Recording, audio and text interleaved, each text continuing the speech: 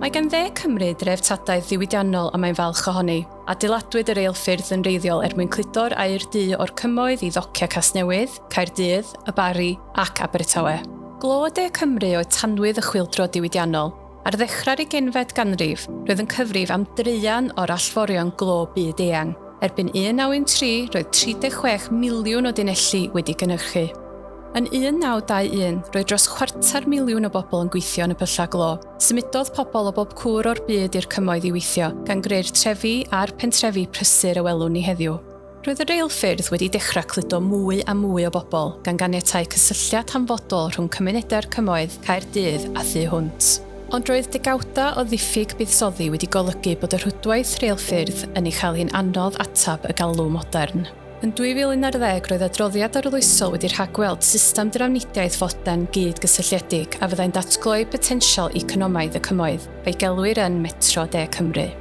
Yn 2015, lansio Llywodraeth Cymru brosiect Metro De Cymru'n swyddogol, a sicrhawyd arian ychwanegol gan gronfa datblygu rhanbarthol Ewrop. Yn 2018, crewyd Trafnidiaeth Cymru, sefydliad nifer elw sy'n eiddo i Lywodraeth Cymru, mwyn gwireddu'r weledigaeth gyffrous newydd hon ar gyfer trafnidiaeth yn Cymru. Yn 2020, cymerodd Trafnidiaeth Cymru berchnogaeth o'r llinella reilffordd rhwng Caerdydd a Merthyr Tydfil, Aberdâr, Trehybert, Rymni a Bae Caerdydd. Roedd hon yn foment nodiedig gan rhoi cyfrifoldeb llawn i Trafnidiaeth Cymru gynnal a thrawsnewid y reilffordd mwyn paratoi ar gyfer y metro. Yn Awst 2020, dechreuodd gwaith mawr ar y reilffordd rhwng Caerdydd a Pontypridd, Merthyr Tydfil, Aberdâr a Trehybert. Gosodwyd trac newydd, uwchraddwyd y system signalau, adeiladwyd platfforma newydd mewn gorsafoedd mwyn paratoi llinella ar gyfer eu trydaneiddio. Gwaethaf heriau pandemig Covid, gwnaeth cynnydd sylweddol a hynny oll tra'n sicrhau cyn llead o darfu a phosib i deithwyr. Depo Ffynnon Taf yw canolbwynt system nerfol Metro De Cymru, werth 100 miliwn, wedi adeiladu ar safle 5 hectar. Mae hynny'n debyg i faint Castell Caernarfon. Mae'r depo wedi adeiladu ar safle Forge Masters, sef cyflogwr mawr oedd wedi bod wrth raidd pentref Ffynnon Taf am ddegawda. Mae'r ganolfan rheoli sydd yno yn rheoli'r holl draffig, signalau a gweithrediadau ar draws rhwydwaith y metro. Mae'r depo'n gartref i 36 o drena tram a bydd yn gweithredu ar llinella Merthyr, Aberdâr a Trehybert. Mae'n rhan bwysig o'r gymuned wrth iddo darparu swyddi i 450 o bobl. Mae'r gwaith o trydaneiddio'r reilffordd yn caniatáu Trafnidiaeth Cymru gyflwyno trena trydan a threna tram newydd. Mae dros 4,000 o fastia dyr a 13,000 o breichiau dyr wedi gosod i drydaneiddio 170 km o drac.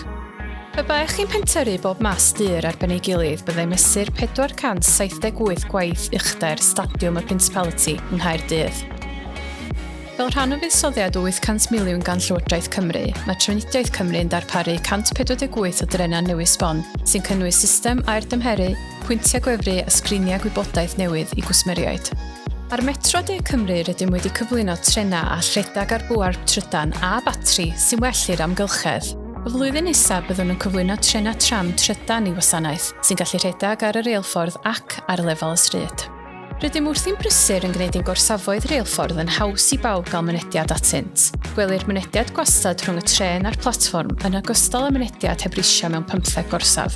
Mae platfforma hefyd wedi ehangu i gyd fynd â'n trena hirach newydd. Mwyn gwella mynediad dros y reilffordd, rydym wedi adeiladu 4 pont droed newydd gyda lifftia ac 11 pont droed newydd gyda rampiau. Mae gorsaf newydd sbon yn cael ei adeiladu ar lein Bae Caerdydd yn Rebiwt. Bydd hon yn ei gwneud yn haws i'r gymuned lleol gyrraedd canol dinas Caerdydd a Thu Hwnt. Yn ogystal â hyn, adnewyddwyd cyfleusterau stori o beicia, llochesu aros, goleuadau teledu cylch cyfeng a sgriniau gwybodaeth i gwsmeriad mwyn darparu gwell profiad i gwsmeriaid. Mae system talu wrth fynd wedi chyflwyno ar draws rhwydwaith cyfan y metro, gan gynnig ffordd gyflymach fforddiadwy a mwy cyfleus o deithio. Dyma'r system tapio i mewn a thapio allan gyntaf y tu allan i Lundain. Wrth adeiladu Metro De Cymru a gwneud newidiadau enfawr i seilwaith mwyn trydaneiddio'r reilffordd, manteisiodd Trafnidiaeth Cymru ar y cyfle i osod rhwydwaith ffeibr llawn. Ym mis Tachwedd 2024, lansiodd Trafnidiaeth Cymru ffeibr, sy'n galluogi cwmnïau i ddarparu cysylltiad cyflym i gymunedau'r cymoedd. Gosodir cyfanswm o 200 km o geblau ffeibr optic. Mae hynny 40 gwaith hyd pont tywysog Cymru sy'n cysylltu Cymru a Lloegr. Nid yw'r daith yn dod i ben fan hyn. Dros y 19 mis nesaf bydd llinellau Rymni a Bae Caerdydd yn cael eu trydaneiddio ac yna caiff y trena tram newydd sbon eu cyflwyno. Mae hyn yn rhan o buddsoddiad Llywodraeth Cymru o 800 miliwn sy'n darparu trena newydd i bob rhan o Gymru. Ar ôl i gwblhau bydd Metro De Cymru yn cysylltu cymunedau yn lleihau amseroedd teithio ac yn darparu ffordd wyrdach o deithio. Mae hyn yn fwy na phrosiect Trafnidiaeth. Etifeddiaeth yw Metro a fydd o fudd i bobl De Cymru am genedlaethau i ddod.